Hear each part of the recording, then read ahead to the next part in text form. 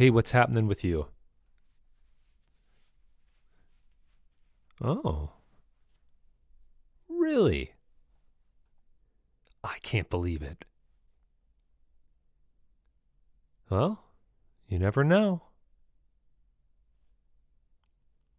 That's the best way I can have a conversation with you without actually talking to you in person. We can kind of just play like that. Remember, you used to do that on the, I think I used to do that. I had an answering machine when I was in high school up in my room, my own private line, my own private landline. And I had an answering machine, and I would do that where someone calls and then they think they're talking to somebody, and then you trick them. It was a very mild-mannered prank, but one that I really enjoyed doing from time to time. It was fun. It was a lot of fun, like the good old days. Good, clean fun. Good, clean fun. Not a speck of dirt in that fun.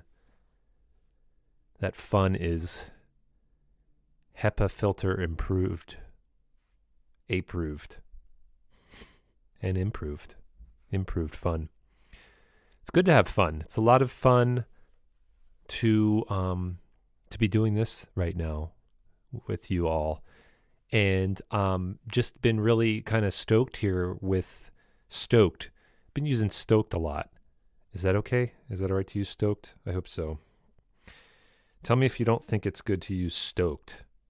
But it's cool. I mean, like, if you think about it, it's winter here. It's starting to be cold, and for Tucson, it's chilly. And I mean, it rivals back east at times when I'm, grew up at 30-degree mornings and stuff. But you're stoking the fire. So I'm stoked. It's like I'm all ready to go. I'm ready. I'm stoking the inner fun. I am stoking my inner laughter. So that's not too bad. That's not a bad thing. That's not a bad thing. Jonas Oesterele, the fellow that I'm speaking with today, best known to many as the drummer for the Philadelphia rock legends, The Teeth. In my humble opinion, one of the best bands ever. I love them. I still do. The guys are great. I've known them for a long time. We used to play together in Philadelphia with my old band and Traffic Jam, and also in Tucson. Once they started touring a lot more, we'd play shows out here. They are so good. So if you've never heard of them, I really, really hope that you become a super fan from this show and get some samples of their music and go out and hunt down their music, buy it all. And if you are a super fan, then I think you're going to learn some stuff that maybe you didn't know before. Either way, it's a win-win situation. Everybody wins. There ain't no win, lose, or draw here. It's pure joy and wonder that's coming out from this show. Jonas is a sweet, sweet man. He's really great. And I think you're going to learn some fun stuff about him. And I know you're going to learn some fun stuff. Because I know. I'm positive. So yeah, really just sit back, snuggle in, get a warm cup of Joe, and chug it. And get ready. Here we go.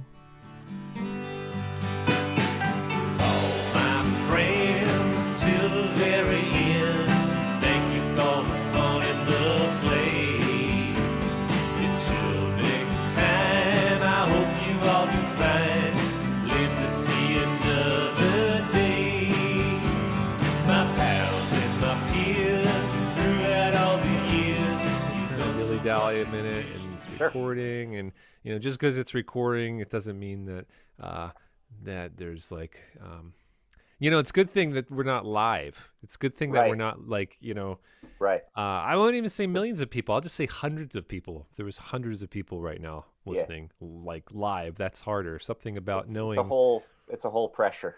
Yeah, there's a lot of pressure there. There's a lot of pressure, and we don't need that pressure. There's already too much pressure out there in the world, so just minimizing any pressure that we can do is nice. Yeah, darn right.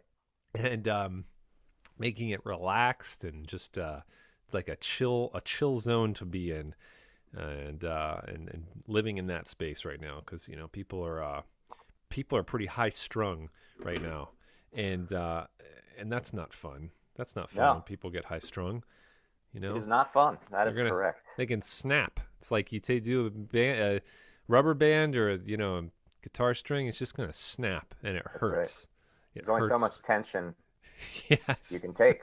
Yeah. There's only so much.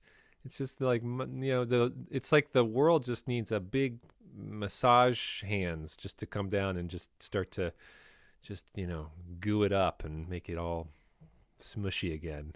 Yeah, that sounds great. Just get into the Play-Doh, the clay. If we are made of clay, like gods they say, then we need his hands to give us some molding again because we've hardened up too much. Hmm. I'm playing with my daughter now. She's almost 3, and we were playing with Play-Doh, and you gotta like wet it. You gotta get it Ah, wet. You gotta get it all gushy again so it really has some malleability. And I feel like we as a people really need that. yeah, I hear that. I think And I need it myself. I remind myself of that fairly often. Just yeah, be a little bit more flexible. yeah, You just know, flexibility, Gumby and Stretch Armstrong um, and Plato. And this is not to say this is like I'm not talking Christian God. I'm just saying any God. It could be any or anything you even believe in. If there's not a God, just big hands, cosmic hands coming down. yeah, yeah. Oh gosh, dude. So I realized I haven't seen you in a while. I haven't seen you probably. Oh my God, when was the last time I saw you? 2010. It was February of 2010. Really? Yeah, we I came through with Brian and Peter when we were playing with Alec Owensworth Dude. Oh my um, in gosh. in in not in Clap Your Hands Say Yeah, but in like a side project of his. We toured Yes. through Tucson and we hung out Yeah. with you. I remember you guys stayed here at the house and played Solar Culture, which is Yes, love correct. it. That's like one of Yeah, my favorite venues anywhere. And um, it oh was my great. gosh. And I, Tucson is one of my favorite cities. yeah, Always man. has been. Wow. Wow. Was that just was it like the first time you came out coming here to tour? Is that your first Yeah. exposure to it? Yep. 2005 with the Teeth was the first time I was actually the first time I was anywhere off the East Coast of the United States. Whoa. So it was my first experience with all the cities we went to, which were most of them. Whoa. And Tucson was a top three, if not number one. Oh my gosh. What Yeah. made it so good, like in your memory of Well, you were there and you you took there we care of go. us. I'll I just think I could every take the time. credit. Yeah. And there's a small Philly expat community was already there. Yeah. And so there were other people besides just you and your housemates that were like, I don't know, just of like mind. Yeah. Um, and yeah, it's the it's the best small city, I think. Yeah. Um, I like it's low to the ground, literally and figuratively, Mhm. and it just feels very accessible. I remember one of the times that I was out there, I rented a bike for $5 for the day, and I just rode around town. And that's not, I don't feel like that's available. Even in 2005, that wasn't something that was like available everywhere. I bet you rented it from Bicus. It was That sounds like familiar. you go Yeah, down the ramp and there's go this. down. Yep. Yep, yeah, in that building. Oh yeah, right, because they have the bike rentals and yeah, it's awesome. I mean, it's like homemade bikes, so it's like these rentals. It's not this like fancy, bike shops and It's stuff. That incredible. It was literally the amount that I wanted to spend on a yeah, bike that day as a very broke touring musician. yes, yeah, they made it accessible for you. Oh, that's so cool to hear. It's nice to like just be reminded of, the beauty and magic of this place, and seeing it through eyes of friends that would come out and stuff like Yeah.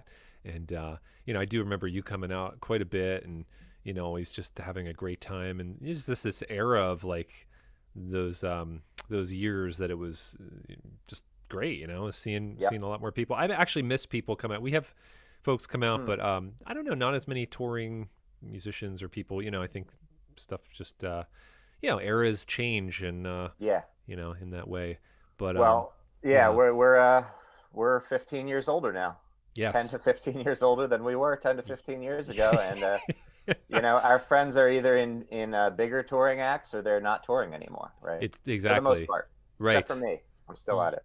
Yeah, yeah. So I'd love to hear about what you've been up to, and maybe maybe before this, I kind of like starting with just a little bit of uh a little history on like who you are, like where Hmm. you're from. So anything that you feel like you just want to share as far as like what are the highlights?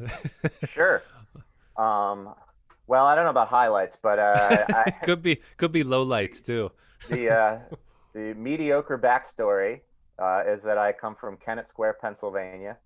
Grew up there.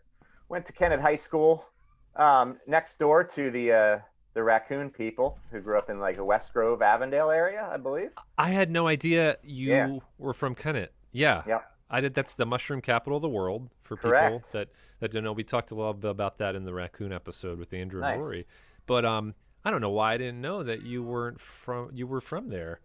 Yeah, it makes sense that you wouldn't know because the rest of the teeth were from the other side, the Bethlehem area. Right, So it was right. just kind of random. And I didn't know the raccoon people well, but I did know them You did. before I knew the teeth folks. Oh wow, And I interesting. I was already a fan of their band as well. Yeah. But I wasn't like part of that social group really. So Whoa. it was sort of random that I ended up joining the Teeth with a minor connection already to that crew, and so it's just Wow. footnote of history. That is a good footnote, man. I just did Yeah, not know. I did not know that. Yeah, that's really neat. Were you playing music back then, like in other bands at the time in yeah, Kennett Square? yeah. Always high school bands. Just like probably like most of our friends. Yeah, Played in a couple bands in high school with my best buddies. yeah. Um, and What yeah, and in what college a little bit too. what were the any names that you remember of some of those bands or? Three Can Sam was not my first band, but the band that we tried to do the most with. Yes. That actually, played a bunch of American Legion type shows, which is also where I first saw Raccoon at the VFW in Kennett Square. Oh, dude. Wow. So, I mean, I don't know, maybe 98, 99, something like that. I don't really know. Whoa. Could even have been later than that. But Yeah. yeah, But Three and Can that's Sam was the high school band. yeah. Three cans. Was it a trio? It was a trio, yeah. Perfect. For, yeah. Great. It has to be if it's three can. Yeah. Started as a duo, which doesn't make sense. So, yeah. But Yeah. I Yeah. was the third can. You were the third can there. Key part of the recipe. um, and so you guys would play a bit. Did you record anything at the time? Yes. Yeah, we Ooh, we put out two records, but put out, very subjective, especially in those days. yes. Um, Somebody I bet has them on a hard drive, so I think they're out, so to Ah, speak. you see, Um, this is where that's the kind of I really get excited about like the first formations. When I'm talking to folks here, it's like mm, what's the first thing, and like and it's the rarity. It's like somebody saved it. It's on a hard drive. It's on a cassette. It's something, and but it's out there. yeah. So really just want to say happy hunting for people. You got to find it, and then also there's the hope that it's gonna surface, to the internet at some point, where it Heck can come yeah. out. Yes. I'm sure there's all sorts of good stuff on there that I forgot about. Yeah, yeah. And you were you drumming in all these bands? Was this is your Yes. main instrument? Yeah. Yeah. What got you into drumming if we even backtrack a little from there? Like Yeah, another sort of random story is that when I was in middle school, my sister started playing the drums. She's a couple years younger than me, but right around the time I was failing to learn guitar, yeah. she took up the drums. And having quickly failed guitar, I kind of would just bang around on her drums just because they were in the house. Yeah. And drums are an instrument that it's just easier to start. Mm, If you know what I mean, you can kind of just sit down and already play something on your first try, yeah. something. Yes. Um, so yeah, The so that just became the thing that I was able to do, and then without intending to take it seriously, I started playing with my friends. Um, so, and That's the rest awesome. is history. The rest is history indeed. What was your sister playing? Was she like a rocker or was she doing like jazz drums. She actually played the snare drum in the school band, Yeah. and but she played the full kit at home, and she never joined bands or anything like that. She kind of abandoned it, um, not too long after I got into it. So I probably crushed her dreams. Um, but she just went a different way. She wasn't a music kid really. It was just something she did for a while, Yeah. and she was pretty good at it, but it just wasn't the path. Where I was hanging out with the stoner kids playing weird rock and roll Yes. music. Yeah. She So just what? didn't have that crowd. So What was yeah, the stoner rockers. You gotta yeah, you gotta get hang around them to really like get rubbed off on, get a contact song yeah. off of them. What was some of the stuff you were listening to then? What was like the your Oh faves? man. Well, nothing that's not embarrassing. Dude, everything here, I mean, can Sure. we can just we Yeah. No, no in high one's school, gonna judge you. No one will judge you for these old. I don't believe you, but I'm gonna blast forward anyway. In high school, I was a big fan of the Red Hot Chili Peppers. That was Okay, my that was my band back then. I'm gonna just stop you right there for a second, not to be embarrassed, because Hmm. one of my buddies who was on one of the shows, Jason Malici, loved the Red Hot Chili Peppers, the early days, and so we had a nice conversation about that, because I wasn't so much into them. I know Hmm. I had a lot of friends that were, but like these like early, especially the early albums. I don't know what you're Yeah. thinking, and I don't want to offend you if you like their new stuff. I'm not a big fan of their new stuff. No. But early stuff I can dig, man, and it's we just talked about how like Flea. I mean, just Flea as far as like his punk rock credibility and what he was bringing in Absolutely. is good Yeah. enough. So so there we go. I just want to put your mind at ease that is Thank you. yes, I would say the early stuff kind of halfway holds up. I've yeah, done recently. I did like a dive back into it after many years, just like not paying any attention. yeah. And going through the old stuff, I would say there's some stuff where I'm like, yeah, I see they were already heading in sort of a douchebag direction, which is that's too strong. That's not even, but Double whatever. D, double D. But there's other stuff that I do think kind of holds up where I'm like, oh yeah, I connected with this music for a reason. Yes, Um, yes, yeah, so that was my band. Back then people had favorite bands, yeah, and that was mine. From the Chili Peppers, I would say I got into a lot of funk music that they yes, were influenced by. So yeah, that was my entry point into Parliament Funkadelic, dude. Sly and the Family Stone, James Brown, The Meters. So those are the bands that I Yep. was listening to at the time that are not embarrassing. No, no, not Uh, at all. And really understanding, I can see from a drummer's perspective too. I mean, that's like fun stuff to play. Absolutely. Yeah, exactly. That is really good stuff. Yeah. So yeah, the meters too. I got turned on to them years ago, and Oh wow. man. Yeah. Yeah. It's That's like something else. I remember when I heard it in high school and I was like, oh, there's music like this. yeah. That's interesting. Yeah, it's I, heavy. I was just I was working on Sissy Strut just the other day, like one of the most classic songs to be called out in a jam session, and I'm like, you know what? I still don't actually know how to play it right, Yes. so it's canon, the meters for sure. Yeah, that is good. That is good stuff. And so you were like, so when you start playing with like Three Can Sam and getting into that, what are some of the other guys bringing in into the mix? Was there like, I'm assuming there was also like a mixture of other influences. Oh yes, those guys were really into the band Ween Mm. from New Hope. Remember them? Oh yeah, Um, man. Yeah. but mostly because I was just talking to one of those guys the other day about how he didn't feel like it really holds up. Ween, like Ween Yeah, doesn't hold. Oh, or interesting. maybe I think he might have said some of it, maybe just Yeah. the way I feel about the Chili Peppers, but Yeah. Yeah. for different reasons. But Yeah. we loved Ween because there was a musicality to it, but also we just loved them because they were weird doofuses who like to get high, Yeah. and they had a very sophomoric but random sense of humor that Yeah. it really it hits when you're literally a sophomore. It kind There's of works. yeah, it does. It's fun. It's funny. I had friends that in our music circle that were definitely into them, and I never like breached it, but I was always into it when I heard it. It was just not something I would like put on. And then just kind of like knowing, the connection to New Hope and a lot of people I know from that area. And I think now, I mean, I don't know if they're back together. They might have gotten back together. I think they did, like, on and off or something over the years. There was something within the last 2 years that Yeah. some sort of reunion that may not have gone well. I don't know. Yeah, it's weird. Those Yeah. guys are both still like in the area, and so I actually like hear updates Is filter through the actual grapevine of people. is it true? I heard one that I don't know which one, if it was Dean or what is it? Who is it? It's Dean and Dean it's and Gene are Dean and their Gene fake Ween. names, but I don't That's the remember their real names. So. well, one of the Ween guys will, like, for a certain amount of money, would take you out on a boat and, like, Yes. sing to you.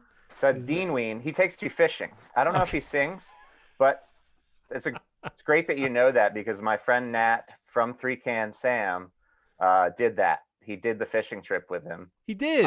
Maybe about 10 years ago. So as an adult, he actually went fishing with Dean Ween. And if I remember correctly, he actually got a freezer full of fish from the ocean.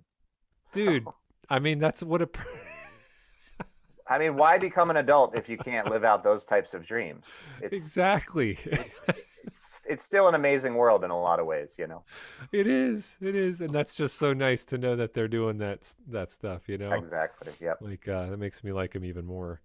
So you guys, back then you go out and play, you recorded, and like how far for Three Can Sam did it get at that point? Was it like, how many years do you think you were active? Yeah, about 4 years or so, 4 or 5 years, because we played into my college, into my time at college. Where was college at for So I you? went to Temple University, Oh, got it. um, and those other two guys didn't. They were still basically in the Kennett Square area when I was in college. But Yeah. we kept playing into college a little bit. We put out our second record when Hmm. I was maybe a sophomore or something in college. What was that Um, called? What was the sophomore Second called? record was called Local Politics Featuring Goats. So there's a Oh, we fashioned ourselves vaguely political, but we yeah. had a very local flavor of Yes. politics, and it was mainly based on juvenile frustration. Yeah. But Yeah. it was we That's thought it was a little bit more politically advanced than that. yes. Yes. Yes. That's good. That is good. I'm sure it was. It was I uh, hope so. not just taking it to juvie. Yeah. Um, and then, so you guys are there. You're in the city, and then what happens? What happens there as far as what were you in school for? I went to school for political science, There but you go. There's the I political side. Yeah. yeah, I got my what do you call it? Bachelor's degree in political science. I didn't decide on that till a little bit later in college. It was just like I didn't really have a path, a career Yeah. path, and I was in college and I needed a major, Yes. and I got into those classes, so I did actually enjoy it and take the learning thing sort of seriously. Yeah. But yeah, so while I was in college, I was still playing in bands, still playing with Three Can Sam, played with some other folks in college, just keeping it going, playing some shows here and there, but nothing big. Yeah. But just drumming a lot. It was my favorite thing to do, but it wasn't my I didn't think it was necessarily my path. Not the Um, path. but but I didn't Hmm. have one, and then it was right at the very end of my time at college where I met the Teeth and then joined the Teeth. So at that point, that was what year was that? I joined the Teeth in 2004, and I probably had met them in '02 or '03, and they were You already a band you met him in in Philly. 2004? That's so crazy, man, because I remember, so we were playing with them, my band, the Bradford Trojan Traffic Jam and Traffic Raccoon, Jam. Yeah. and but so you were not in the band any of the shows we were playing at 2000. Um, Wait, hold on a it's very second. possible that you played shows before me. Possible that we played shows after me. There was So with my Brian. It was who was it? Brian was the first drummer in the Teeth, or was it Brian? Not Brian. Chris Chris. Giordani. Yes. He was not actually the first, but it doesn't matter. The Okay. first guy was like short-lived and Yes. not important. He's not Maybe even, we can't even talk about him right now at least because he's not he's important to so, my story. I'll tell you that. he's not in this. He ain't in this show. Not in. Chris Giordani was the one for about 4 years. He was the drummer in the Teeth, and so when they started making a mark in Philadelphia, Yeah. he was still in the band, and I became aware of the Teeth in maybe late 2002 or something like that. In Wow. fact, it was a show at the East End Cafe in Newark, Delaware, with Raccoon, the Teeth, and probably the Capitol Years. Is the first time that I saw the Teeth. Oh, wow. Already being a fan of Raccoon, Okay. And that's where you and learned about the teeth. yes, Oh, wow. Interesting. and me and a bunch of my friends were like, "Oh, people play music like that locally. That's We, very interesting." yeah, right. Because there was, we were talking too at the time how there was kind of like, I don't know how this was in your, just because you are from that area, there was like these labels like Jade Tree Records, Creep Records that had their own thing happening. And Yeah, then there was kind of this other stuff that sprang out from there. I mean, Raccoon wasn't like, they didn't fit the bill for any of right. that. And then the Teeth either. It's like this total like different world Yeah, um coming out. And so, well, the East End was awesome. I mean, God, that place, I love that venue. It was legendary. super rad. Yeah, just a lot of good memories there, playing Hmm. and seeing shows. Um, and so, would you were just going there, hanging out, seeing them, uh, and the Teeth, and when what happened? So, like, as far as your involvement, how did you get to meet them and stuff? Is it like, I think I met them because me and a college friend like put together a compilation CD of bands that went to Temple University, which was oh, a pretty meaningless project. But that's when I reached out to them. I had seen them a bunch of times, but I wasn't I wasn't a friend. But that's yeah, when I first reached out to them, and then kind of like chatted with them at a show about that. So that's kind of how I knew who they were. I kind of think that they didn't really even remember that when I joined the band because I kind of referenced it and I got one of those like, yeah, yeah, yeah, yeah, yeah. So I think I was completely new to them, honestly, when okay, I met them to kind of like try out for the band. wow, the So they, tryout, the they're, yeah, Chris Giordani quit sometime like in the beginning of 2004. It was known that the Teeth needed a are drummer. you this is crazy. I know Yeah. you'd know best, but I can't, it's so weird just because I know that I left 2003 to move to Hmm. Tucson, but I guess all the times that then I was meeting you were all out here, or like me coming back, or just you guys coming out here. That right? That was Yeah, it. it's likely that I met you back here in the same sort of capacity where our paths crossed. We might have introduced or something, Yeah. but yeah, I didn't really know you as well as the rest of the guys, to Okay. say the least. So yeah, Yeah. when I came out there in 2005 is the first time that I really got to know you. I'm experiencing like a bit of a brain wipe because I feel I feel like that's it. But now it just makes sense. So it's, yeah, and then anytime you know what?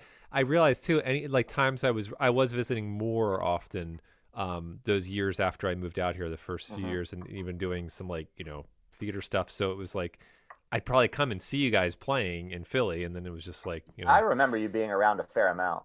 that was that So was it. That must have been it. Okay, so back to you're trying out and like meeting them, and what was mhm. that like? Was that like just you have these visions of the big bands. It's like I'm having a tryout, and we're Right, having right. the drummers come in. It seems kind of that seemed to me like it would be stressful having an audition. Yeah, I was nervous, but I guess the good kind of nervous. Um, You also know your chops, man. I mean, uh, you've been playing for a long time. I mean, looking back on it, now I look at myself then and I was like, I wasn't very good at all. But at the time, I had some level of confidence, I guess. I don't know. Yes. I so Andrew You c- Jones you're was allowed to managing the Teeth. you're allowed to say you crushed it too. I'm fine. Like there's Some things, I want, yeah, some things I crush and some things crush me. So right, right, yeah, we but the yeah, Andrew was managing the Teeth at the time. right. Right. And so Andrew did know me personally. He knew who I was when I reached out to the band. Um, Yeah. and actually, so the the full version of the story is that I reached out to the band, like I was a month away from graduation or so, and I reached out to say like, hey, I would love to play with you guys at least like this summer, and like I would love to fill in for now because like you're my favorite local band. I know you need a drummer. I don't know if I want to commit long term, and I know that you guys are very serious, and are probably gonna like make records and go on the road and stuff. And I don't know what my life is like. Yeah. Um, Yeah. and it's hard to even remember that headspace, but I do remember that that was my original um, proposal, and Yes. I Yes. just didn't hear back from them. Yeah. And knowing Andrew, I kind of got the sense that I would hear back from them, and I know Yeah. that he put in a good word for me. He had seen me play, and he was like, "This guy, he can play drums, I guess." Yeah. And so, not hearing back from them, I kind of just discerned what was going on in their minds, and I had my own mental thing happening, and the end result was that I wrote a follow-up email about a week later saying like, hey, actually, if you want me to join the band, like I'll just join the band for real. Yes. And I heard back from them almost right away, so I was That's correct. that's what they wanted. They wanted the Yeah, full committed relationship. They wanted yeah, you to pledge your allegiance to the teeth. yeah. And And when you know those guys, you wouldn't be surprised to hear that. So yes. they need a full commitment Yes. for that. So it Spill, was it was a life commitment. spill some Um, blood and yeah, give your DNA away. yeah, It actually sounds kind of, yeah, a little perverse there. So I'll retract the DNA DNA section, is but a perfectly apt you know thing to say. It's a because it became part of your identity, right? yeah. Like Yeah. you are now a member of a band, and it was something that I really loved about playing in the band early on. That origin story notwithstanding, is that it was all in, and that's something Hmm. that I wished I had had previous to that. Like I usually pushed harder than my bandmates to Yeah. sort of be more professional and try to take steps, not to get signed or anything, but just like, hey, let's try to play shows for real, or like, let's make a record or make some t-shirts, or like, let's do some of the things that bands do, instead of just like goofing around and smoking Yep. pot. Yeah. So, Yes. which I did plenty of, not to throw anyone else under the Sure. bus for sure. But Yeah, but if you could do with the both at once, that's good. right. But with the teeth, it was always like, band comes first. Like whatever else you're doing, it has to, band has to come first. Nobody can have a job where you have to say no to a show because you have a job. Yeah. Shows Yep. just get accepted or rejected by Andrew Jones, the manager, Yeah. and you play them. And I liked that approach. Yeah. Um, so Dude, yeah, and having Andrew on your team and having a manager, I mean, that's like, absolutely. he knows his stuff. It And was a dream. It was a yeah, step to have somebody managing the band that's not in the band was a pretty yeah. big step. Yeah, and also like a lawyer nonetheless. Yeah, I think he had passed his bar at the point it there. was right But around that time. yeah, Yeah, so I'm not sure if definitely it was. like Yep. wow. And that's I mean that's awesome. So you get the news you're in and that must have been great. Did you have to where were they like rehearsing at the time? Were they in Philly or were they still kind of out in Bethlehem or was it No, they were all in Philly. They were in Philly since probably like 2000, 2001. They were mainly in Philly because yes. two of the guys went to Temple with me, and one of the guys went to Drexel. But they were fully in Philly during that time. We actually rehearsed at in my basement on Yes. right off Temple campus for the Yeah. first month or so. That was our Oh. spot. So the tryout was held at my house actually.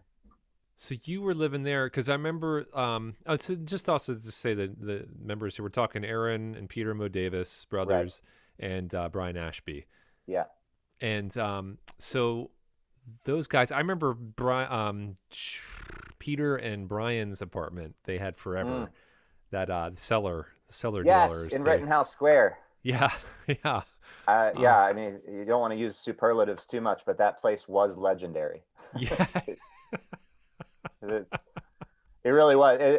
It's also just the idea of having that kind of like strange, dingy bachelor pad, but it being in Rittenhouse Square. Yeah. like like at 21st and Locust. Are you kidding me? Yeah. It's so Weird. crazy. It's something that I don't think can happen nowadays. No, I that was a special moment in time. Absolutely. Um, And so that was actually our headquarters. We just okay. couldn't rehearse there. Right. So Yeah. after I left Temple, we had to get a practice space like bands do. But Yeah. if we had a home base, it was always that spot at 21st and Locust. That was Teeth headquarters there. Yeah, Yep. I definitely I remember visiting there quite a bit for like either say hi or it might have even been like flyer drop offs or whatever, whatever, just stuff Yeah, yeah, yeah. kind of. Cigarette smoking was allowed, and ashtrays were optional. Oh my gosh, dude, total bachelors. Absolutely. This is amazing. I slept there many, many times. Yes. It was a big part of my life at that time as well. Yeah. Yeah. And so you're in at this point, and what was it like? Because it's also pretty cool. You're moving into an established band at this juncture, Yeah. and what's your memory of that period when you're just like, okay, we're off and running here. They're already like the the band is in movement here, and it's like it's got steam behind it. So what was that like? Just like for shows or anything you remember at the time, even like first tour. Yeah. It was probably 80% glorious. Is Ooh, 80% is pretty good. That's a that's how I would. passing. That's a Yeah. good average grade. Yeah. I mean, I think that's a strong endorsement. I'm just trying to add a dose of realism. That's Um, important too. Yeah, we don't want to. We can't just glamorize and be like, oh, it was puppy yeah. tails and rainbows and squirrel nuts. No, there's always existential anxiety, and I kind of have to think hard to remember what mine was at the time, but it was there. I can Yeah. access that. Um, so the first show that I played was in Reading, and that kind of felt like a warm up show. It was just a little bit lower pressure. Um, Where so the was where was that at in Reading? I want to say like the Brass Monkey. Was that a place? Something That's like that. that Brass sounds. Lantern. Yeah, Was that a man. I place? I think we played there once, and I think you're right. I'm pretty sure. I think Yeah, so. it Yeah. was. We were opening the show for someone else, and so it was just it was a nice way actually to get my feet wet. Some of my Yeah. friends came up, and Andrew was there, so there was a little bit of pressure. Yeah. But my first big show, what I really was nervous and excited about was we played. Did Andrew say after he say, "Dude, you got the goods"? He said something like that. All right, great. You know he did because the rest of the band was being weird and squirrely as they Yes. did. So Yeah, Andrew's exactly. smarter. He's got the emotional intelligence to Yes. know what the situation requires. He'll translate all feelings, unmet feelings from everybody into Exactly. words, verbiage. Yeah, Okay, I'm sorry. exactly. And Yeah. I also remember he even said he was like, I remember when you started this one song, it was just a tiny bit off, and I was like, oh no, but then you nailed everything else. So he like slipped in this one thing where it's like, like we are paying attention, like we're not just gonna hand Yeah. this to you. Yes. Yes. You But good? yeah, ever so slight, and was very said very welcoming, said all the right things, and Yeah. made me feel um like it was my job. Yes. But then we played the Raccoon reunion show at the North Star Bar, Oh, yeah. which I guess was the final Raccoon show. Maybe it was more the final show than the reunion. I don't know, but it was like a big deal that would have been on my calendar before I even joined the Teeth. Yes. So to join in order to play that show was huge, and played in front of a ton of people at the North Star, Yeah. who were like big fans of the Teeth. So that was like, the pressure's on. And in my memory, I crushed that one. So Nice. that's where I was like, Yes. I think I played pretty well. And then all my friends that were big fans of the Teeth were like, yeah, you played pretty well. Like, Yeah. you're definitely going to be playing in that band from now on. That's so good, man. And was there a contention, or was there anyone that was like, "Oh man, you're not Chris," or like you're I'm sure there was, but I never really heard it. yeah. And then I'm sure you won people over at that point in time. It Yeah. was just I, honest. I think once it was 2004, so the internet was not what it is today. Yeah. But as we gained popularity, you'd find randos in the comments sections sometimes saying stuff like that. Okay. Um, Yeah. and it's sort of a mark of success when you Hmm. have to kind of learn to brush that stuff off. Yeah. So I was able to look at it as one of those good problems. Yeah. I like that. I think you're totally right on that. Hmm. Um, yeah. So you guys, you started playing there. You're just like, you're in now. And what was it? What was also the memory of like who you were playing with during the Philly era? You know, some of the bands there, because that was also when this is kind of before Dr. Dog's beginnings too. And I mean, they were already playing, but then once they like, Right. It was launched up. basically at Dr. Dog's beginnings, Yeah. that's a cool thing. So playing the final Raccoon show was sort of marking a transition for those guys, or for Scott and Toby, I should say, into Dr. Dog. Yeah. And Andrew, I forgot, was Right. in Dr. Dog for a while. Yes. Um, so yeah, so definitely it was Dr. Dog pretty quickly. Um, the Capital years were around. Yeah. Um, they were yeah, they were pretty big in Philly at the time, so we played a bunch of shows with them. Yeah. They were. Socially, they were good friends as well. Yeah, I like those Um, guys a lot. I remember like seeing them, and I remember when I first like saw them, and I was kind of like, who are these guys? They seem a little like, I don't know. It just seemed a little like I got a weird vibe, and hmm, then but that was just watching them. And then when I got to know them and I played a little with them, I was like, these guys are great. yeah, They're really like, nice guys. yeah, Yeah, I mean, like so nice, and yeah, so I'm definitely big fans of them, and yeah. um, Actually, they're some of the people from that time period that I've totally lost touch with, and I'm not really sure where they are. But maybe even as recently as like 5 or 6 years ago, I was still seeing some of those guys around. we're gonna have to dig them up. I'm gonna find them, track them Exactly. down, and get them on. Um, Yeah, so Capital years for sure. Um, yeah, who else at that time period? Um, I was already friends with the Spinto band, actually. There was dude, a Spinto band Three Can Sam connection ah, from the old days where we had the Spinto band play our record release party in, I want to say, 2001. Um, oh, but the Spinto band was a Teeth Comrade band for sure. yeah, Um, great band, yeah, really great band. I got turned on to them a little later, and it's just, whew, yeah, absolutely. people gotta check Yeah, them out. That's still friends, and I'm still in pretty close touch with Nick for a variety of reasons. yeah, Very active musician, mainly a recording guy, Nick Krill. Nick Krill. Oh yeah, Hmm. and they're are they still playing a Spinto band, or is it No, well, I want to say no, but even about 2 to 3 years ago, they did some shows. okay? And so I don't know if those were reunion shows or what, but mostly no. Nick transitioned to a project called Teen Men, That's right. which he Yeah. did with one of the guys from I guess, Joey Hobson from the Spinto Band. They did Okay. Teen Men together. That Okay. was the most recent project, and I love that name too. It's like awesome. just takes Yeah. Manchild a step further to I wouldn't be surprised if there will be more Teen Men stuff coming up. So I think that's the most recent musical thread yeah. from Nick Krill. And then Tom Hughes still plays in under the name Carol Cleveland Sings, which Nice. I believe is just a project with him and his wife Gretchen Losi. Oh, okay. Now I know who. Okay, now I got it. So that's Yeah. another thing to dig into. Yeah. Whew, a lot of digging here. Hmm. This is great, and just getting people to know about some of this stuff that weren't there, and um, at the times. So, so when at this point, like, did you? What I want to talk about what was your first tour, because I know there's a big Yep. part of the teeth that and getting Yeah. into that. So what was? Do you remember that?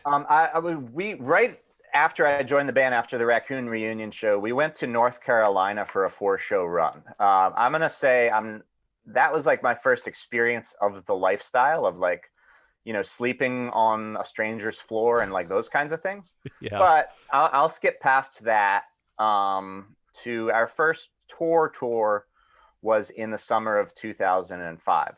Okay. So we put out a record. We recorded a record almost immediately after I joined the band. That was "Carry the Wood." Carry the wood. You know what? This will be a great time to let's listen to something off that. Hell yeah! I I almost said just hell. Oh, we couldn't have had that, eh? I'm gonna do this one. Let's see if I can get this queued up. So yeah, this was 2005, right? Came out 2004. We 2004. we put it out on Halloween 2004. Here we go. There it is. 2004 Halloween.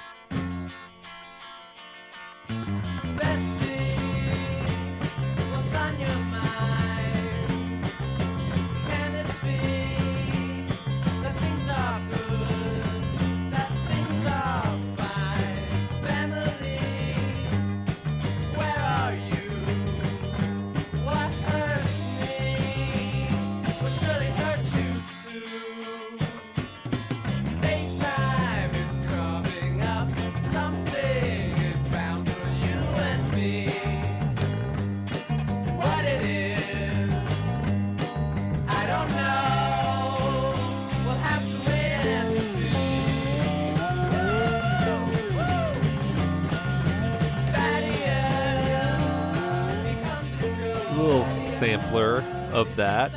That is again, this fade outs in the way. It's hard to get the fade out just perfect. Little nugget there. I thought you did pretty good. That's pretty good. That's pretty good. That's I think might be my favorite Teeth song. That's a good pick. Yeah, sure. that one's a lot of fun. I think I know I played a couple times live with you guys doing that song. Oh, I remember that. Yeah. Yeah, that was like I think I might have just forced my way on, or maybe they invited me. They're like, "Come, you love this, come up and play." But I was just like always trying to push to get on Bessie somehow. Just That was the one we played together. Yeah. Did you play on any other stuff on that show? I think that was it. That's the one I locked in and then was like, just go for it there. Hey, that was a classic moment. So good. Oh my God, I love it. Where was that one recorded at? We recorded that in a garage basement in Westchester. Wow. It was a house where the members of the band Mini Band lived. Another old school Philly reference. Yes. Mini Band was composed of people that I grew up with and went to high school with. So that was a Kennett Square band. And who were those people? Good people. I like these people. Absolutely. Shelley Salomon. Yes. Mike Bradley was the main songwriter, and Chris Harn was the drummer. Yes. Shelley played bass. And those were some of my best buds. Oh. And I was mainly staying there in that garage basement, like sleeping on a couch in the garage basement where the Teeth recorded Carry the Wood. Oh man, that was so they were in Philly. So you weren't living in Philly. I was what I call houseless. Yes. At that time, where I just floated for about a year and a half. Yeah. I was working in Philly, and we practiced out there in Westchester for a while. So I was just around. I was living my vagabond life at that time, and I would stay out there most of the time. Yeah. And so we recorded in that garage, and I feel like the aesthetic of the garage is very distinct on that record. Of course, I'm going to say that because I can place it in my mind. But you can hear at the beginning or end of, I believe the song "Chop the Tree." You can hear the garage door closing. That's a noise that you can actually find. I bet you one person who's listening will go and find that. Or maybe you're going to find it right now. I'm going to just go to the beginning randomly. Probably at the end. I mean, the beginning is incredible. That's the melodica. Oh, God, I love the melodica. Well, this is a great song, but we're just going to listen for the... Oh, Bessie again. Wait. There we go.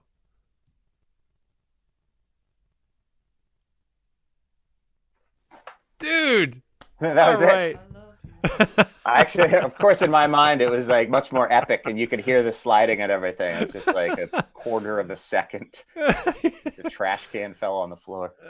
It's so good. But that was the garage door of Westchester. That it's almost an album. I mean, gosh, what does an EP consist of? I've been so curious this, right? It's considered an EP, but I think it's a short album. that Yeah. Carry the Wood. It's fantastic. Um, like all the Teeth music. That's just, yeah, my God, so good. And a really good sound. I'm actually impressed. I don't know why I thought you guys were in a studio for that one, Hmm. but it's Yeah, we recorded it on a digital 16 track. yeah, So no DAW in those days. Um, but it was digital, straight to digital, as we used to say. yeah. Um, it was a strange, like we just worked with what we had, and it in some ways came out better because of the limitations. That old saw. I do. There's a lot of overthinking that can happen in recording, and you want to Yeah, get, all that, the best of the best. But if you just, yeah, if you're just working the way what you have within your means, then it's about the music. And I really think that's yeah, it. The music shows there how awesome the songs are, the playing, and yeah, it's so good. So you did that, and that was really. I know they had a couple things under their belt before that, but this did mark a shift in my mind too yep. of Teeth writing and the band as a whole, because it really took on this other shape, and I I definitely hear a lot of Kinks influence on here, and Yeah, totally. that was I remember the time I went over to Aaron's apartment when he was showed me Village Green Preservation Society, and that was my Hmm. first introduction to like this other world of music that I just like blew my Oh, that's mind. awesome. Yeah. Yeah, and so really getting into this whole like vibe of this musical yeah, genres there. So that you guys recorded that, and then it comes out. What did it come out? You guys self-release it, or was it on? Yeah, we Okay, self-released that. okay. I remember the show was on Halloween or the day before or whatever.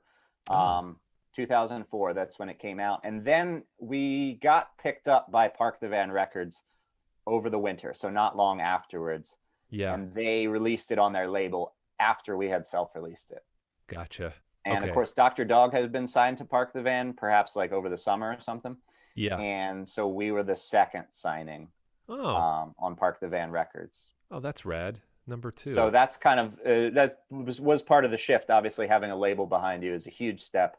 Yeah, They put it out for real, put it out digitally and did all the things that need to be done, had actual distribution.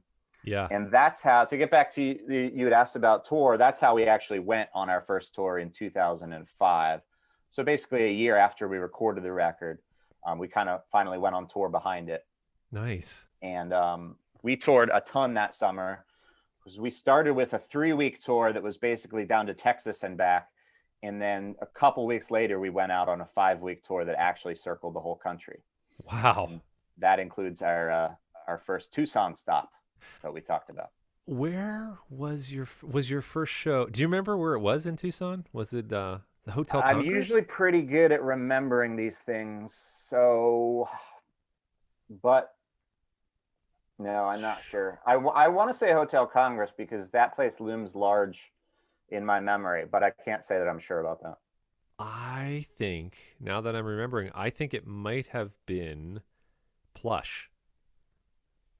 I, You know what? I think you're right. Yeah, because it was more of a club, right? yes, that was Um, I think it was yeah, Plush. you Yeah, are right. Good call. That's true. Yeah. nice. Oh We God, I we remember. played Hotel Congress a different time, Yeah, and we also yeah, played the sort of anarchist collective one time. yeah. Dry River, Dry River, Dry exactly. River, Yep. and then another one in Tucson was Shays. I remember us doing a Shays Okay. Lounge show where it was like it's a really really not a good setup for live music, but they've been doing it so long. It was just Saturday nights. That's all they do, and we were like, you're like up in a row against a window, Oh, I remember just that. Yeah. all in a row. Yeah, yeah, yeah. Oh my gosh, that one. As a Um, drummer, I've played many times with my back to a storefront. I yeah, kind of like that. yeah, it's kind of cool. You like, Yeah. how much is that drummer in the window? You could walk by. Yeah, yeah, yeah. Yeah, you're kind of like pouring your heart out, and then you like turn around, and there's somebody just kind of gazing Yeah, vaguely at you. Like, I get that. I guess that guy's doing something in there. he's do, he's doing something in What- there. yeah, Sometimes it's drunk gawking, but yeah, exactly. and so what was that like doing like the full tour? Where was it the same kind of like we're sleeping on floors, or was it a little up from there still? Oh no, it was not up from there at all. It was probably down from there. That was I'm gonna go 90% glorious Yeah, for yeah. that tour. Because it was brutal, but in a way that, is easy to romanticize. Yes. And I found very romantic at that age. I don't know, 22, 23 or something. We Yeah. were just so broke. And, so it was sleeping on floors for sure. I Yeah. mean, for example, I remember like talking those guys into the idea of asking on stage for a place to stay, Yeah. which, bands have been doing that since time immemorial. Yes. But I think there was a certain pride factor where those guys didn't really want to do that. And I was just like, dude, we have to do that because I don't want to sleep upright in a seat in the minivan. Oh my God. Would you do that? You'd sleep in the minivan We did it once or sometimes? twice. That's Oh, horrendous. You'd that's the, rather sleep on a tile floor oh than God. sleeping in the minivan. Sit, So I remember sleep. one time Oh, we did do that from the stage at Shuba's in Chicago, mm. and some girl volunteered from the audience, but she thought we were joking. And I went up to her after the show and I was like, "Hey, about that place." And she was like, "Oh, I thought you were kidding." And I was like, "No, we were not kidding." So anyway, can we come over? She's like, "I guess." And we did, and that's I slept on her linoleum kitchen floor. She turned out That's, to be very nice. We were yeah. very respectful. I thought you It's like guys I were guess that happens sometimes. That was just not a part of her world. She thought you go to shows at Shuba's and you watch bands right. You and didn't they know make that you money and they go sleep in a hotel. But like, nope. right. No, no, there's no interaction between the two, and it's like, no, we need to sleep tonight. Yeah. We need a place to just lay down. But so at the time, I would not care for that experience now. But at the time, I No. loved it. I loved every second of it. And like I had mentioned earlier, I hadn't seen most of the country, Yeah. so that adds significantly to the romance. Like you can be broke as hell, Yep. but as long as you can put some food in your body, Yes. I just found it very magical to be sort of driving out west. Yeah. Yeah. And so that, Manifest destiny and all that. Obviously, a problematic notion, but sure, um, sure. you you can't help but think of that idea, when you're heading west. I think, yeah, I know it's true. I mean, it's a big, it's a whole nother world out here than the East Yeah, Coast. And so again, to see that for the first time, I mean, yeah, I remember blew my mind open just seeing this place out here. yeah. And yeah, so when you're doing that tour, or was there anything also places you remember that you really liked playing, like good shows, or anything that got like kind of sketchy? Um, I guess there was no sketchiness as regards safety, but the staying with people, yeah, it got sketchy and it really frayed our nerves. So the Mm. sketchiest it would get, and you know very well, but for people that don't know, the Teeth were known as a very volatile band emotionally, and Yeah. that comes from the fact that we had two twin brothers, were the Yes. songwriting engine of the band, and Yeah. they would just go at each other's throats. And everyone that followed the band knew that it was like the angle that people wrote about too. Yeah. Um, so yeah, when we were staying with people and one of them didn't like it, or all of us didn't like it, the situation, they would just take it out on each other in the most brutal way. And that happened multiple times. We'd be staying with people whose hearts were in the right place, but maybe their roommate didn't like that we were there, or all Yeah. these sort of like mildly horrific social situations that you can find yourself in. That was the sketchy part of it for sure. But places that I liked playing, that's when I fell in love with Tucson. Yeah. Also Portland. Yeah. It was a different town in 2005. And I loved Portland as well. Those were the two towns that I really fell in love with. And Yes. we played at the Doug Fir in Portland, which is, I mean, I hope it's surviving this because that's a legendary venue that, at least up until COVID, was still going strong, I think. Yeah. Yeah. That's Um, definitely a big hope, is that these venues are gonna make it yeah. work somehow. Yeah. Um. We also played all these small shows that no one came to, and it was just a very sort of thrown together tour. Yeah. And I say that with no disrespect for Chris Watson from Park the Van and Andrew Jones, who kind of put it together for us. They Yeah. did an amazing job. It's just that, we didn't have a fan base and we weren't opening for someone. So Yeah. those kind of patchwork tours are just, you might play three shows in a row, that weren't that good, or it was a house show and people weren't even paying attention. And then you just randomly play one awesome show where you just like opening for a band and the fit is right and their fans like you and there's hundreds of people there. So Yeah. those, it's, the highs are just so magnified. Yeah, man. Um, Yeah. we had a few of those glorious moments. Yeah, it's awesome. And then it kind of carries you to the next one and, Exactly. gets you through the slumps if they come up. And Yeah. um yeah, so like at that point, I know your guys are making fans too as you're spreading the Yep. the gospel of the teeth around Yeah. and getting out there. And so then, come back. Where were you, like when you would come home, where were you working at the time? Were you at the fire at that point? Yes. Ah, Correct. Yes. Back okay. then I was working the door at the fire, working the door Yeah. at rock shows. Yes. I was living the lifestyle. You were. It was playing a rock show or working at a rock show. Right. I Um, remember I remember talking to my uncle after graduating college, and he was asking me like what I'm doing with my life, and I was telling him about the band a little bit, and I was like, yeah, for money I work at a rock club. And he was like, oh, so you're just doing drugs, right? I was like, it's funny because it's actually not probably as bad as he thinks. yeah. But Yeah. he was just like, really, dude? It's a good Just reminder that I was kind of living a fringe lifestyle for sure. right, right. Yeah. It's like what we kind of take for, and honestly, for you, probably at the time, it was like, I've got a job. I mean, I'm working. I'm actually Yeah. working, and like Yeah. I felt the same way. It's like, no, it's a job. It's like we're Right. we're working. And Way of the Fire is great too. I love that venue. I played there quite a bit. You guys, I know Teeth played there quite a bit.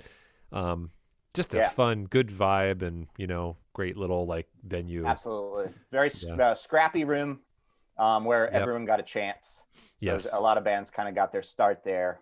Yeah. It was a place where you always had an opportunity to play. Yeah. Thanks. Thank you, Derek Dorsey. I haven't seen you in Hmm. a long time, but he's a very, very sweet man. Yeah, Very big sweet. part of the Philly music scene during that time. Yeah, totally. Super supportive, and yeah, really owe a lot of goodness for him. Um, and then like so, Carry the Woods out, and then when was You're My Lover Now coming out? Was that? That came out, I'm going to say February of 2007, Oh, or actually, okay. I think April. I mean, it doesn't matter. But yeah, Yeah, early 2007 is when it came out. yeah, Basically, we got home from touring all summer in 2005 and started working on that record. yeah. And it took a long time. It took almost a year from beginning to end. It Um, shows. It shows. Yeah, there's like that record is great. We're gonna listen. Let's listen to something from that. How about we do that? I know you got a nice one on. You like something on here that we're wait, where is it? Um, yeah, I listened to this all the way through for the first time in at least 10 years. from the Uh, reissue. Yeah, well, because of the reissue. I didn't Yeah, even actually get my vinyl copy, which I think somebody has it. dude, But we've just got. because it came out, I pulled it up on Spotify. That's how I listen to my own band's music. Oh my gosh, my partner Horrible. Amanda got one, so we've been Nice. listening to it. It's been very fun. I'm gonna play a little track from that. We'll do a couple as we're going here, but Awesome. The trumpets blared on New Year's Day. Old Shelburne got a wedding cake. So we drove out to the Twilight Lake, and it looked like the Caspian Sea. Oh, and that's alright by me. Oh, yes. I was getting drunk just as slowly as I could. Graham and Pop looked older, but their suits looked very good. The waiter passed out noisemakers, I was blowing a kazoo. And the bridesmaid popped a loo. And she gave one to me. Oh no. dude, I remember seeing that one live. You guys doing that at some like club in Philly. I don't know how long it was there for, but I don't think it was there very long. But it was like Went into like from that went into some the Bob Dylan song that was like oh God, what is that? Spin Hotel Rio with the little man in there. Jesus, Oh that's terrible. yeah.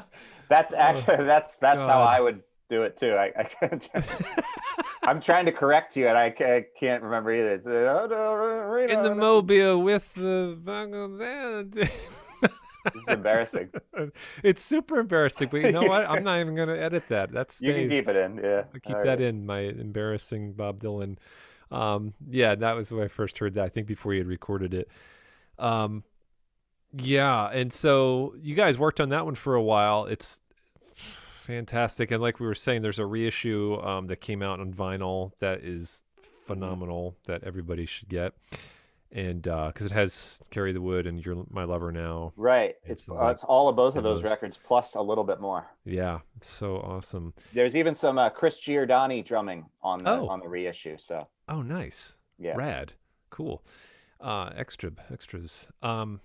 Yeah, and so that at that point, where sorry, you recorded that one.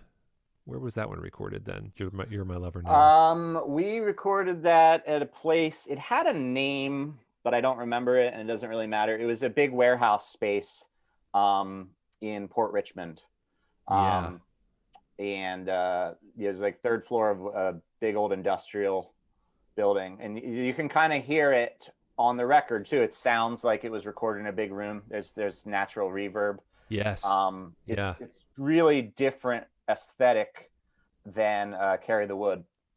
And there was a skateboard half pipe in there. It Oh, was big enough that we had a very big recording space, and then there was a skateboard half pipe. oh my God. And it was the band Walker Lundy. It was their space, and they would kind of share it and or rent it with other bands. So we recorded for a long time in there. There was a lot of stops and starts with that record. It was one of those things where we scrapped a lot. Were you Um, recording on your own? Like, did you have a producer for that, or we like? did. So Nick Krill was around for a bunch of that, but I think that was in the beginning. Okay. And then it was just taking too long, and we couldn't keep his services for as long as we wanted to work on it, I guess. You Um, couldn't render his service. exactly. Right. So Rendering I do Nick's. remember that he set us up a lot. So it's like one of those things where you might even say he engineered the record because he got us rolling Yeah. with the techniques that we used and Yeah. basically taught us how to use Pro Tools and things like that. Okay. But we would set up 90% of what's on the record are sessions that we set up ourselves, like including miking and all that stuff. And Pretty. that's why there was a lot of trial and error Yeah. with that. It's you wouldn't know that. And then were you also, um, just kind of getting a little window into the writing process? Was everyone writing together, or was it kind of like just come fully formed with the songs? Was Aaron or Peter? I know they were primarily writing the brothers. Yeah. So Um, Aaron and Peter were definitely the songwriters.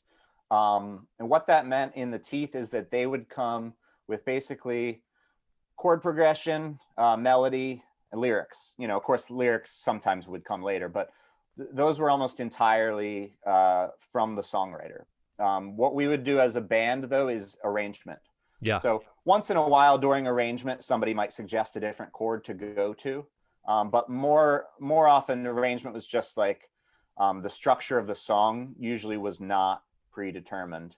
And we yeah, would work a lot on that. So we worked really hard as a band arranging stuff. That was all four of us in the room trying things over and over.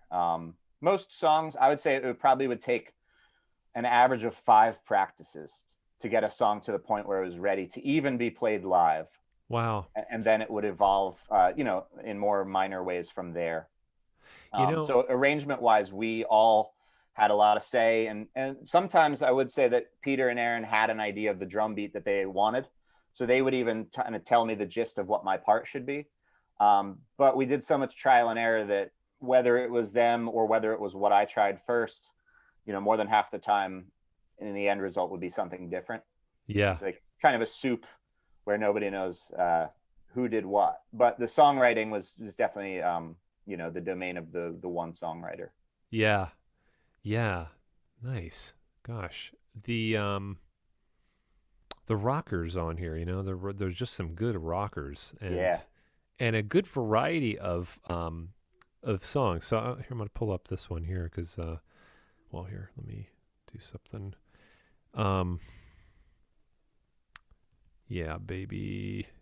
Let's just jump in a little to this. This is the title track, You're My Lover Now. Oh yeah. Oh, and I don't care about anything, 'cause you're my lover now. So I don't care about anything, 'cause you're my lover now.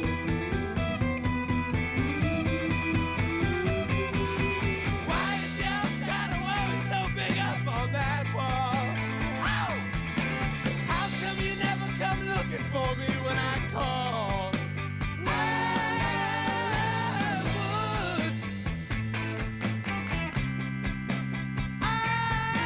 would.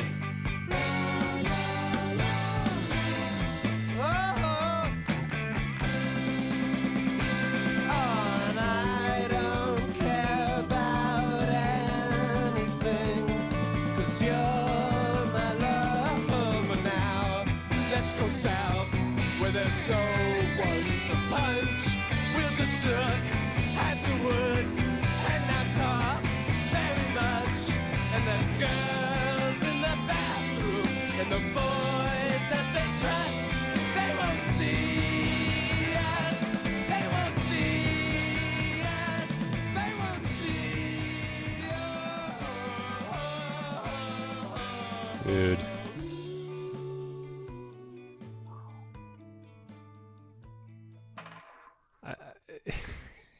That's probably my favorite one off the record. Oh, well, yeah. I get like wow, I didn't think I'd get so emotional just to listening. It's like I've listened to the Teeth many times over these years, but it's I'm also just right now I'm just really sad that the Teeth aren't around anymore. So just cutting ahead to like wow. I know a lot of people feel that way. Glad to hear it. Yeah. It's been a long time, so it's like I used to hear that a lot, and I can't say it didn't inflate my ego Yeah.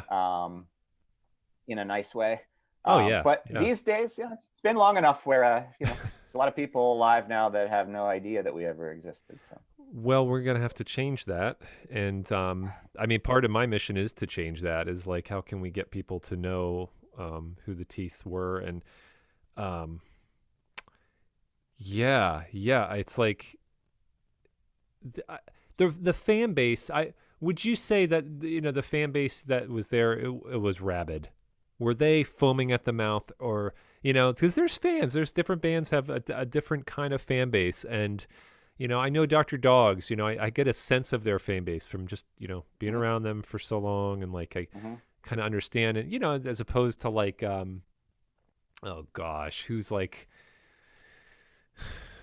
I'll pick their arch nemesis, Dawes. You get like a Dawes fan base. right. Where that's like there's no rabid Dawes fans. Is that what you're saying? Yeah, I mean maybe there is, but it's not Right. like No, I think I agree with you. you know what I mean. So Yes.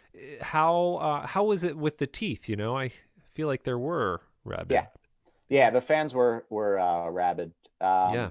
The music was very emotional. Yes. And angsty, and I think people connected with that a lot. I think a lot of people really connected with the lyrics. So I think people really, I think when people got into the Teeth, they really connected with it. I'm sure there were casual fans as well, but yeah, I would say that the fans were fairly rabid. A sort of interesting way that would play out is that, when we went on tour, we didn't have like a fan base in every city. We never got to the point where we were headlining our own national tours. But we would, in most cities, we would have at least like 5 or 6 fans. Yes. Right. So that's like, people knew the band, and those 5 or 6 fans, like they'd be at the show. Right. So it might be a small show, but there would be like 5 or 6 people there that were like pumped Yes. that we were there. Yeah. And we had a couple of cities where we actually built it to the point where we did have strong showings outside of Philly. Like which cities? Well, aside from New York, which we ended up doing real well in New York, aside from New York, we had New Orleans.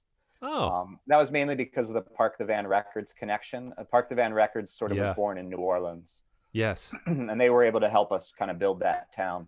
Yeah. Austin, Texas was another strong spot for us. Yeah. Obviously, a good music town. Yeah. And I'd say Tucson. Had it just because there was at least people that you were known here, and that's right. And so you had your fan base that was kind of like, they were out there, and then I feel like you did. Correct me if I'm wrong. How many tours did you do with Dr. Dog once they started to kind of get rolling? Because they kind of hit this after some of the My Morning Jacket tours. Then it was like, they just got up there. And I think we did 3 tours with Dr. Dog. Okay. One of them was kind of short, so 2 to 3. Okay. Yeah, but we did 2 sort of extended tours that lasted at least 3 weeks or so. Yeah. And that was pretty big for us. That was in 2007, touring sort of in support of You're My Lover Now. Yes. And it was also, we went out on tour with Dr. Dog on their first headlining tour. Wow. So they're coming off of supporting My Morning Jacket and having some other big opening slots. And now they were putting out We All Belong was the name of that record. They put that record out, and they were doing their first headlining tour. So it was really exciting to see them drawing, a few hundred people in these cities that they had built their own fan base. Yeah. And we definitely kind of looked at them as like, cool, that's like 1 to 2 steps away from where we're at. That's where we would like to be. Yeah. And if we keep pounding the pavement, then in a couple of years, we'll have headlining tours. Yes. Yeah. Yeah. And that's where I remember going out from Tucson. I took a trip out to San Diego, where I saw you guys at Casbah, or forced my way to play Bessie on stage with you guys. But that was awesome, because it was just like that. I think that was a Dr. Dog headlining. That was the one probably. And then you guys were right, like opening for them, and and a big room, big enough filled with folks that were just seeing this. And I remember being so stoked that, like, oh my gosh, they're like, look at everyone's out here to see these great bands, Yeah. Super exciting. Super proud of, and super fun. Super. It was great. And and then at that point, so here's another thing you guys did, which I don't know. I mean, I'm sure they're still doing them, but they the Day Trotter. Do you remember doing that? Yeah, we actually did 2 Day Trotter sessions. You did? Yes, it's kind of interesting, because one was at the very beginning of all our touring in 2007. Okay. And one was December 2007. So we did many tours in 2007. Yeah. We did the loop of the country twice, plus lots of one-offs. Oh my gosh. And 4 or 5 day runs. So it's I feel like I can hear the difference in playing, even although they're obviously 4 different songs each time. Yeah. But I feel like we got tighter through that year, and you can hear it in the later sessions. Here, I'm gonna hit a little bit of this one. Just give us a sample.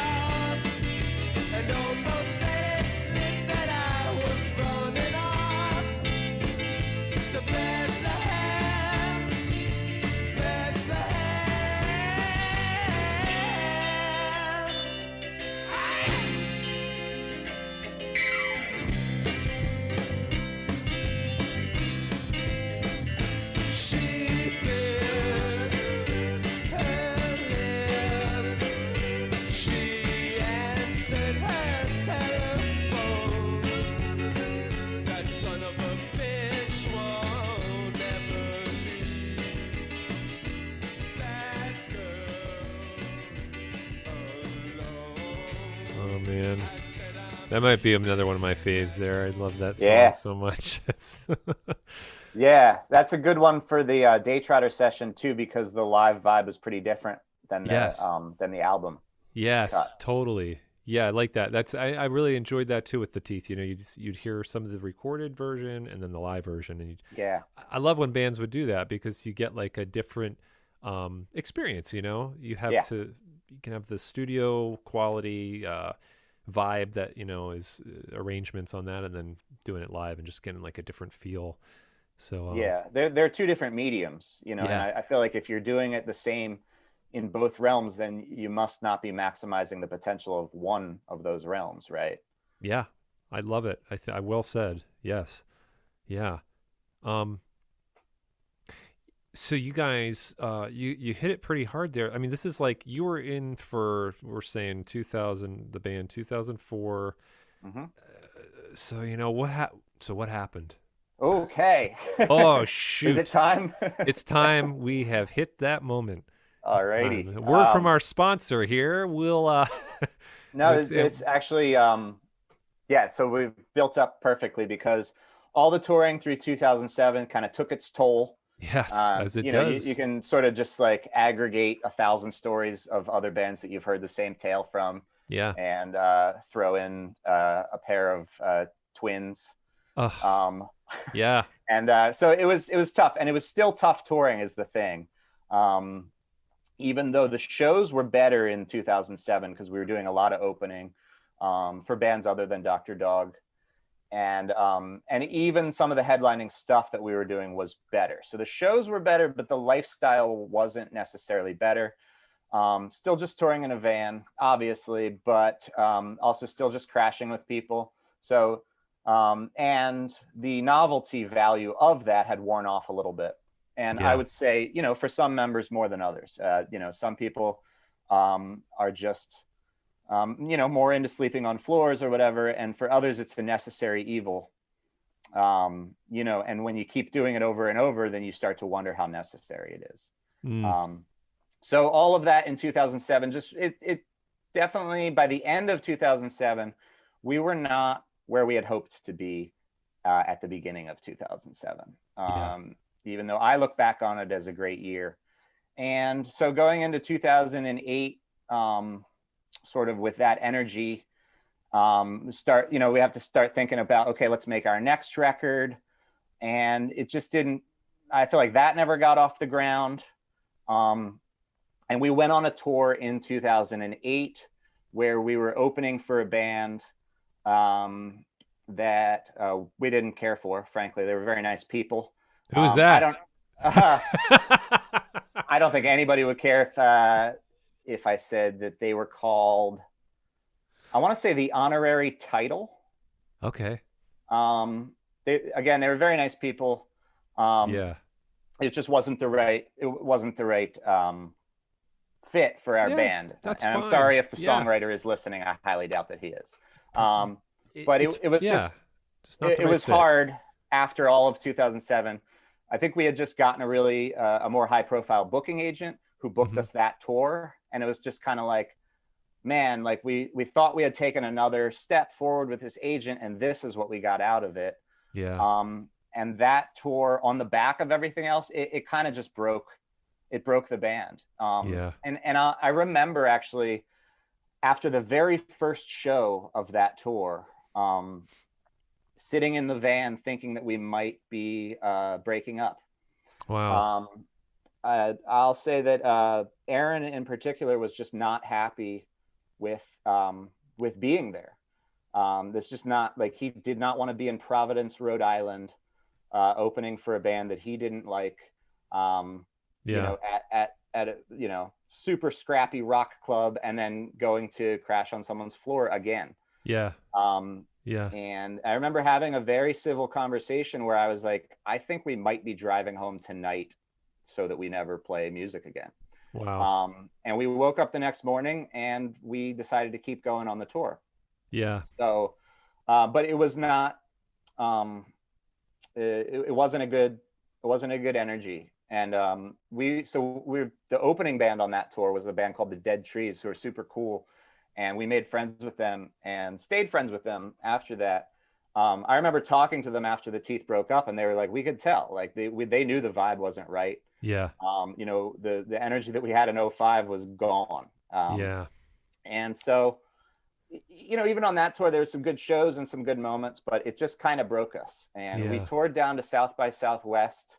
We played South by Southwest in 2008 for the third year in a row. We played probably the greatest show I've ever played in my life at the Emo's parking lot. Oh, dude. It was a Park the Van showcase with Dr. Dog and the Spinto Band, a bunch of other cool bands. So we were tight and we were ready. Like we had put together a pretty good show, and we had just, you know, played it 20 times in a row. And, you know, even that whole South by Southwest experience, you know, just the way that we talked internally, something wasn't right, you know, and I didn't necessarily think the band was going to break up, but that was our third to last show. Wow. Well, actually, we played 3 more shows after that. And it was basically the last show of that tour in Baltimore. We were just going to drive home that night. And the show didn't go that well. And, you know, we kind of confronted one another backstage about why the show didn't go that well. And that's when sort of the explosion happened. Oh, And, you know, it was a literal explosion of emotion where we just kind of pushed each other, I'll say, to the point where what was being felt was said in, you know, a rather toxic way, but a way that would not allow, you know, we weren't going to play music anymore after that happened. Yeah. So that's kind of, yeah, that was it. It was quite a scene. You know, I don't want to try to, I don't want to glamorize it or anything, but bouncers had to come backstage to get involved. You know, it wasn't literally violence against each other, but there was enough commotion that outsiders intervened. Wow. And we drove home. The 4 of us drove home together, and it was an awkward car ride. Some apologies were made, and so it wasn't like we hate each other. Yeah. But there was no going back, and we you know, actually, just to complete the story, Brian got a flat tire on the way home, stopped at a rest stop, couldn't fix the flat tire. We had to get towed the rest of the way back. We all had to sit in the tow truck for the last 45 minutes of the ride to Philly. And it's like, should we tell the tow truck driver what just happened? I mean, obviously not. But so, yeah. And so, you know, had to load out the van after that. And I just remember like Aaron jumping in a taxi and being like, see you later. And I just like walked away. And I don't remember how I got home exactly. Oh, God. But that was kind of it. That was the end. That was it. There was no final show. There wasn't a Philly show, like a farewell show or anything. Jesus. Nothing. Yeah. And there couldn't have been in any honesty. Right. Right. You know, Peter wrote about it kind of well at the time, is just, you know, said something along the lines of, you know, the Teeth was always like an emotional explosion. And in the end, the most appropriate way for it to go out was with an explosion. Yeah. Yeah. So any kind of final show would have been cynical. Yeah. It wouldn't have been in the correct spirit. Yeah. It's so hard, man. You know, the touring, the lifestyle, it's tough. You know, I've had some exposure to it from my own musical adventures, but it's tough. And for some people it's really hard, you know, and then just the bands, the story of the bands, and I always just remember, like, for the Teeth, for me, from my view, was like, why are they not hitting that Dr. Dog level? It was so maddening. I mean, a lot of us were in that camp, you know, and I'm sure tons of your fans were too, but it was just like, why? Wow, it's so frustrating. And I know it's like a lot of factors that play, you know, it's like you can be the best of the best, and then, you know, for whatever reasons, just the stars don't align, and, you know, and whatever. It's really tough. But just like, it was always just like, oh, we just want them to.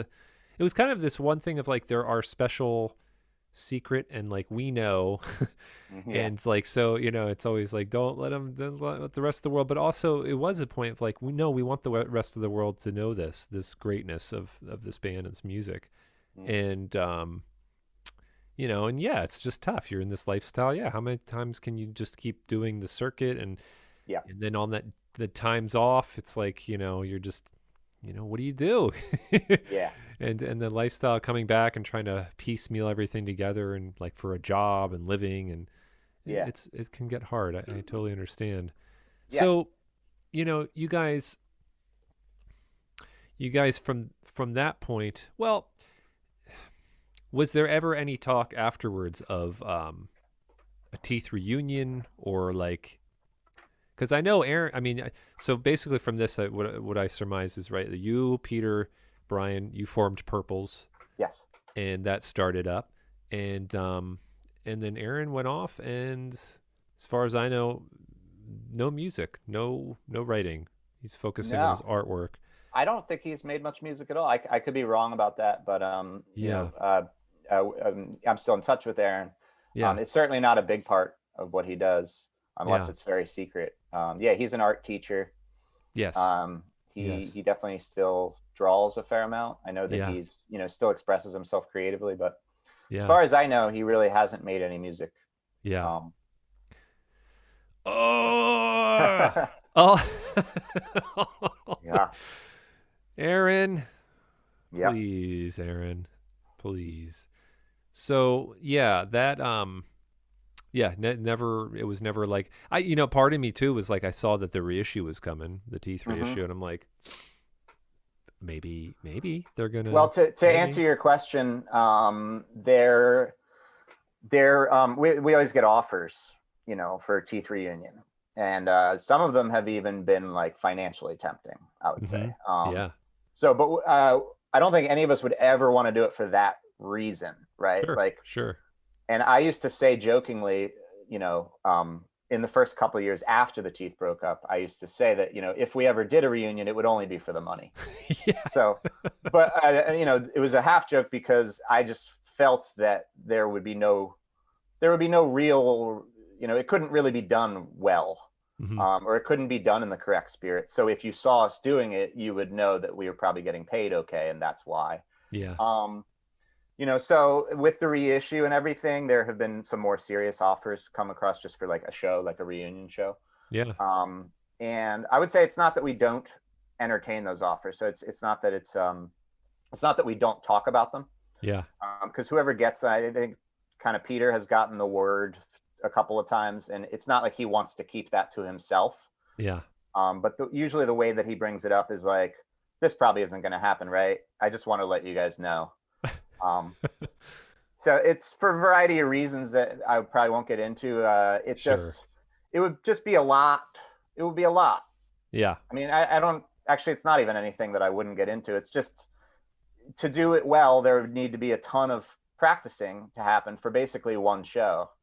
And I don't know that anybody really has the stomach for that. Yeah. It's not that it's impossible. It's just kind of a weird thing to try to get off the ground after 12 years, like for what exactly? Totally understand, totally get it. Well, we can hope and pray that, we can just ask for that as a little holiday gift to the world, but totally understand. So, so Purples started after this kind of took off and started rolling, and I mean, you guys were is like Purple's still around, or is it kind of just like what's a little bit of the timeline for this? Because at this point, I'm totally like I've been not confusing. Visiting. Yeah, it's confusing even for us, because basically what happened to Purples is we just we added a fourth member eventually. That would be Mike Quinn. And then we just morphed the whole band into what we now call Squawk Brothers. And that's a band that makes mostly country music. Yeah. So basically, like, we just, changed the name or made a new entity. I don't know. It's I don't know. Purples is not necessarily off the table, but Purples is more of a rock band, and Squawk Brothers is a country band. Yeah, let's and that's the band that's still kind of we're still active. The four of us still make music. Yeah. Here, let's do a little Purples here. People get to hear the Purples.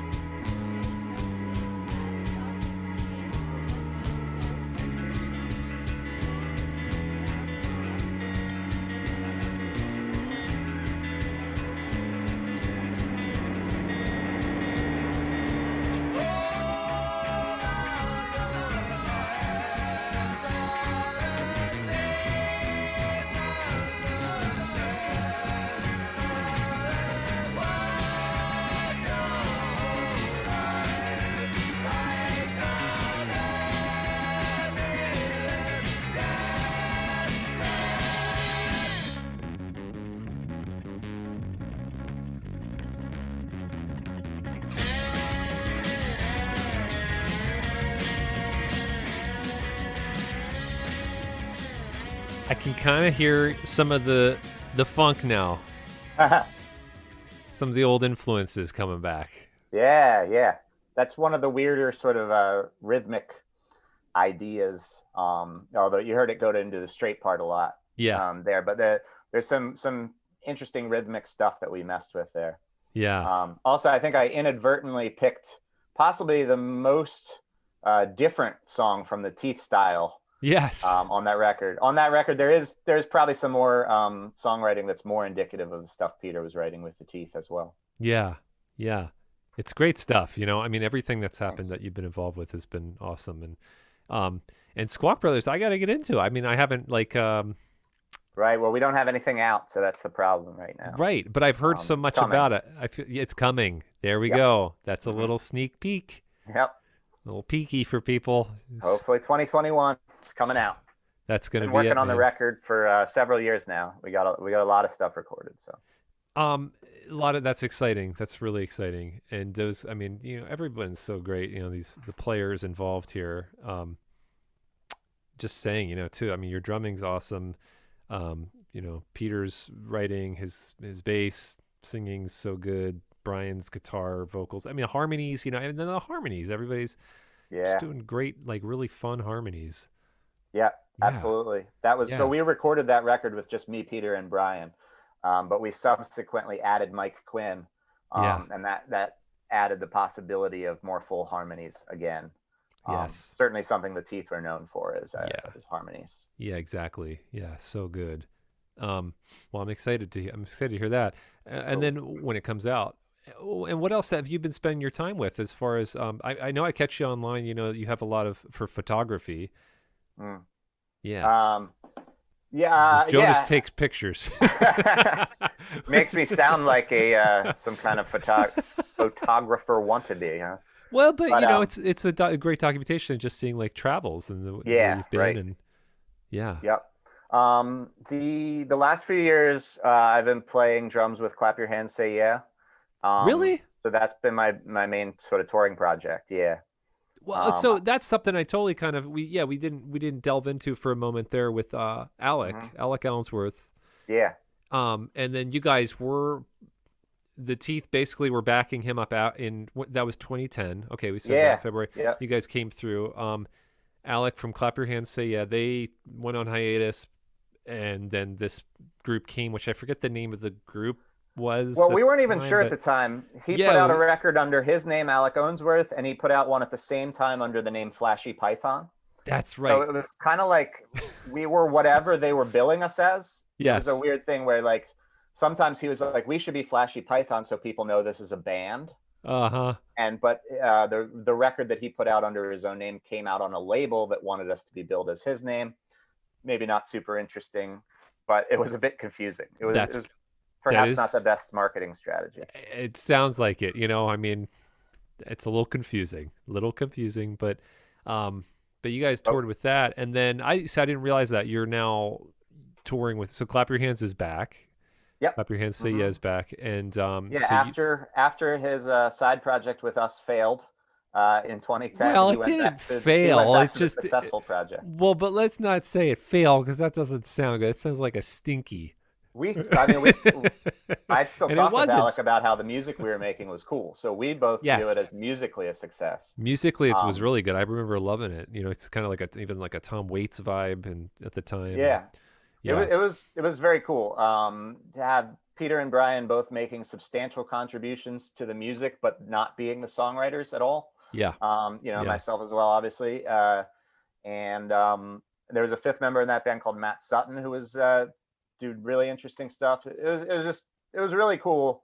Obviously, I'm always playing music that somebody else wrote, Yeah. but for Peter to take on more of a supporting role, Yeah. but be very vocal with his ideas about arrangements and backing vocals I think it was a big learning thing for all of us. Yeah. But we just did that one national tour, and that was basically it.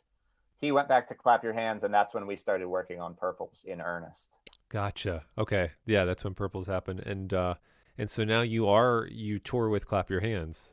Yeah, so I joined up with Alec in 2017. Oh, cool. He's used a number of drummers over the years, and it's yeah, but I've done most of the touring since 2017. There are one of the other guys he uses is a guy named Pat Berkery, a friend of mine, Okay. um, who still does some playing with them. But I've done a bunch of touring with them in the last couple of years. How's that been when you guys go out? What's that like? I mean, totally different, right? I mean, For me, it's it's mostly been great. And I mean, I like the music a lot, and but it's sort of a way to experience that level that we were talking about that we didn't hit with yeah. the teeth. Being, playing sold out rooms, Yes. um, and sleeping in hotels, and usually Getting having a pampered. tour manager. Yeah. uh, Some Clap Your pampering. Hands is not a pampering level, I'm a Alex definitely toured in buses before, and we're not doing that. We tour in a van, yeah. but yeah, getting taken care of, Yes. just having the things taken care of, having a relatively comfortable experience so that you really can focus on going out on stage and playing, and then Yeah. playing 75 to 80-minute shows, Yeah. instead of trying to punch everyone in the gut for 35 minutes so that they remember you. Yeah. That's For rad, me, it's been man. a wonderful experience. It's and also it's been my window into Europe, which I hadn't done before. Dude. So that's huge for me. Wow. How long how many times have you gone over? Um, at this point, it's almost like 7 times because we did a bunch of strange, like one-off, like weekends in Europe. But we did three longish European tours between 2 to 5 weeks. First tour that Nice. I joined on for was 5 weeks in Europe, Wow. and having never really played in Europe, that was huge for me. That was in a very different way. That was like sort of the glory of the early teeth exploration of America. Yes. That was me being able to explore Europe, Yeah. but be more comfortable as a 35-year-old, and sleep in a bed by myself. By the way, my own Wow. bed in a hotel. Wow, you So didn't have more people sleeping. didn't even Stinky have to share a bed, maybe once, but stinky tour mates all nestled together in totally. Charlie And in the Chocolate Factory bed. just to bring it around to my hotel roommate on that tour was Nick Krill, who was playing guitar Dude. and keyboards. So another reason it was a great experience is I got to bond with Nick more, having known him Yes. for the better part of 20 years. To actually play music with him was huge. Oh and man. and the bass player Todd Irk joined at the same time I did, and so we were kind of like new together, and we had been friends already, and like so it was just like a really socially a really great situation. Yeah. Alec Owensworth's a really great guy, really fun guy. Yeah. um, Sort of socially we kind of see eye to eye, and then the hang is really good. That's nice. That's so um, important, you know. yeah, absolutely. And then as far as so and then otherwise we're in this interesting situation in the world, but are you do you like to travel anyway, just like when you do have time out Oh, I love to it. It's my favorite thing. yeah. That's so even the touring itself doesn't scratch the itch for me. Like I need more. Yes. um, and I actually, in the last couple of years, I was able to sometimes piggyback on music tours and like stay in the place. If it was a fly date, like stay somewhere for an extra week, and like Yes. have my own vacation with at least the flight expense paid for, Oh, kind of thing. man. Yeah. Well, that'll happen again soon sometime. Gosh, I hope so. It's Yeah. yeah, missing that, man, music. And so here's a couple of questions just to end with here as far as this is just off now. We're in a different field. I want to know what your favorite toy was growing up. Oh, cool. All right, let's give me a second so I can try to do the deep dive. Let's see. Favorite toy. I was really into sports when I was a kid, Yeah. but I don't think that's going to be it. Um,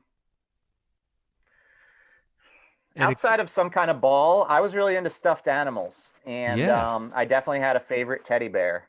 Oh. And me and my sister used to play pretend with our stuffed animals, so it Oh. wasn't like a safety blanket teddy Yes. bear. Although I think it was that also, but Yeah. we would some kids play with dolls, and we would just play with our stuffed animals that way. So Was it Probably old teddy bear. it I was believe his name yeah, was Teddy. Probably. Teddy. Yeah. It was a utilitarian bear. Yeah, he Could was do it all. nice and raggedy too, just like a teddy bear should be. Oh, they should. I love it. Oh my Yeah. gosh. What was your favorite movie of all time? Back to the Future. Good answer. It's not. I don't think it's still my Correct. favorite movie of all time, but when I was a kid, it was my favorite movie. I think yeah, Yeah. well, we're in the same we got the same Nice. answer, buddy, cuz that's Nice. that one, yeah. That was like one of the first ones we got on VHS, and I remember Awesome. renting that at the same time as the first VHS rental was Back to the Future and Ghostbusters. And it was Nice. like, I mean, and Back to the Future really too, yeah. Yeah, It's like that's the it's kind of like introduced me to the idea of movies in a strange way, where I yeah. watched it and I was like, oh, I Yeah. really enjoyed that hour and a half of my life. Yeah. And then I remember Back to the Future 2 was one of the first movies I ever saw in a theater. Yeah. Yeah, me too. Yeah, cuz we're similar age, so I remember seeing that one and it was awesome. Yeah. Still waiting for the hoverboard, which will become my favorite adult toy whenever that comes out. Ah, yes, the hoverboard, classic nostalgia. Ah. Well, it's been so awesome talking. What is there anywhere that you want to point people towards? We'll have some links up for folks to catch. All the like the where the Teeth music is. Purples. We're looking for Squawk Brothers. Totally. The Teeth music is all over the place.